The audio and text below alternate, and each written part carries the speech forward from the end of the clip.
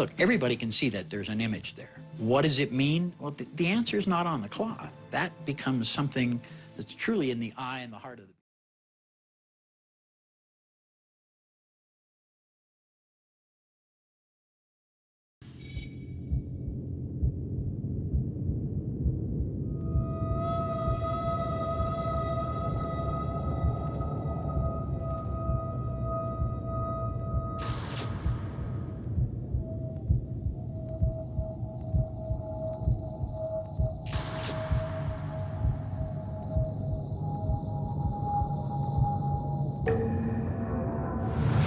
He says to her, Mary, calls her name, go and tell my other followers that you've seen me, that I'm alive.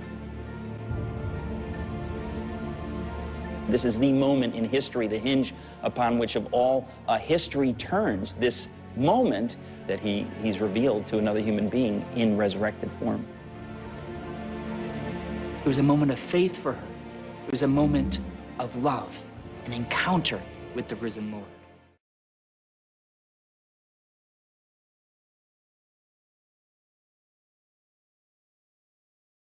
The news of it had spread from the previous Thursday all the way through the Christian community. And these people recognized Jesus by the breaking of the bread. For Ray Downing, the face from the Shroud of Turin is the indispensable tool in bringing the second appearance of a resurrected Jesus to life, taking viewers into the heart of the miracle.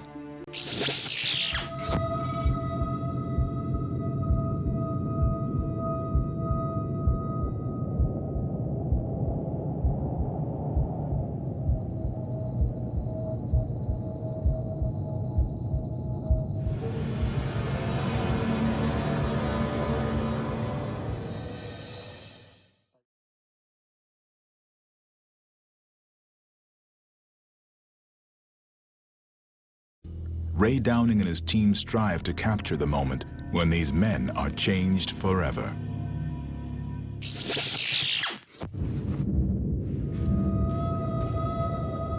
It seems that he goes right through the walls, right through those locked doors that have been locked out of fear, and he stands among them. Suddenly, Jesus is in their midst.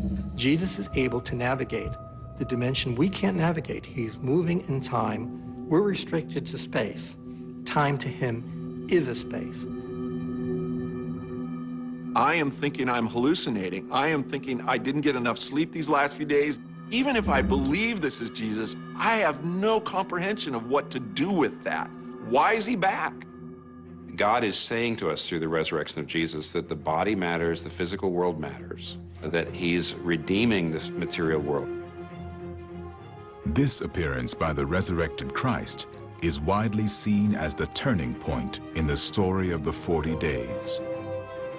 And he says, peace be with you. He breaks down that fear. He breaks down that trembling.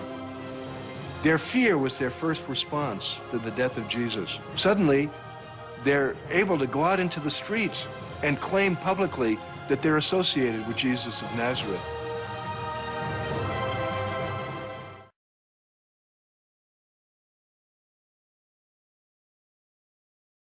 Using the image of Jesus from the Shroud of Turin, Downing will now try to depict the best-known moment in the story of the 40 days.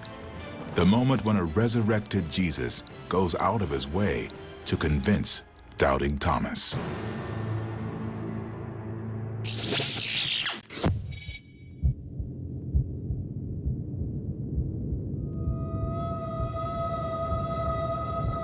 And he calls Thomas forward and says, Thomas, take your fingers and put them into my hand. Put your hand into my side.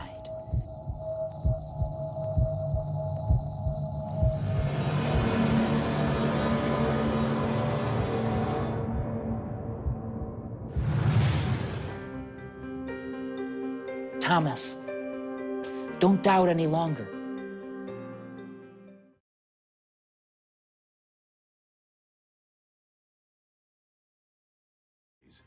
Downing and his team seek to capture an astonishing moment.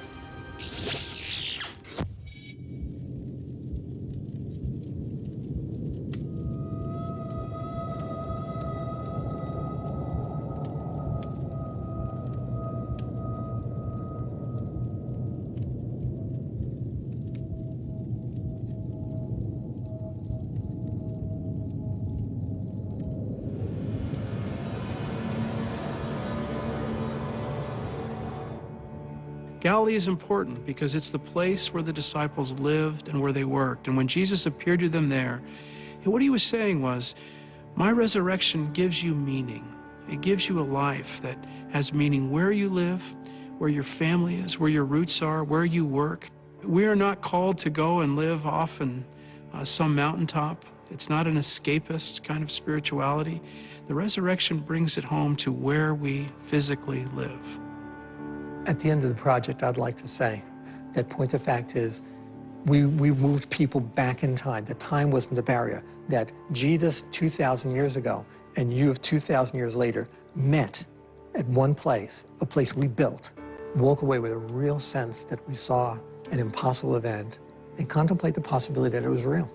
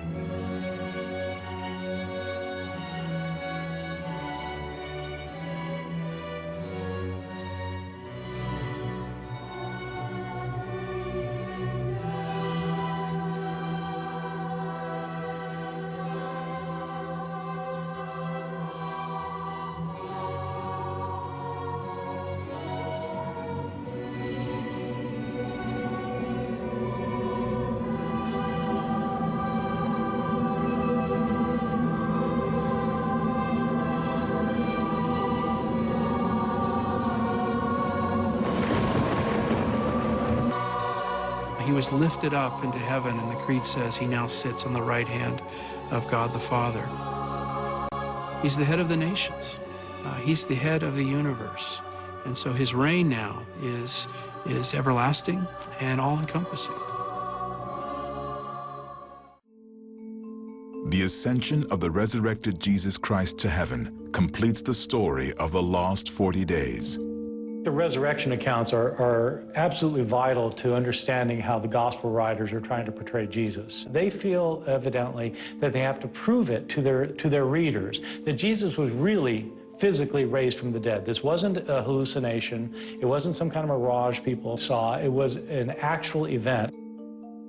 But has this investigation revealed all that can be known about this mysterious time period?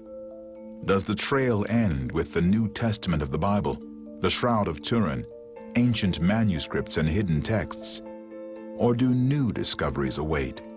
Revelations from the Shroud, unknown gospels yet to be unearthed, new understandings of the teachings of Jesus?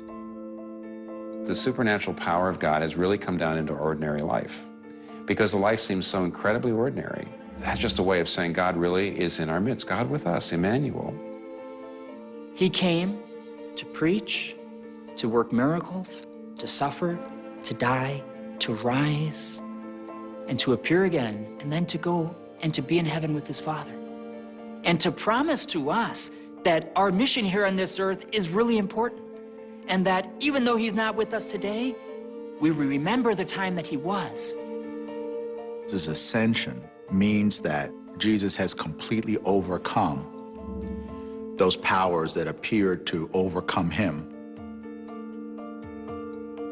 He's resurrected from the dead. The crucifixion wasn't the end of the story. It was the beginning of the story. Remember when he came through the wall? Remember when he came to us off the shore of the Lake of Galilee? Remember when he walked among us? Are these stories true? Of course they're true. Are these stories history? Of course they're not history, the way we post-Enlightenment people, fact-obsessed, biology-obsessed people recount history. There's something better than that. They're gospel.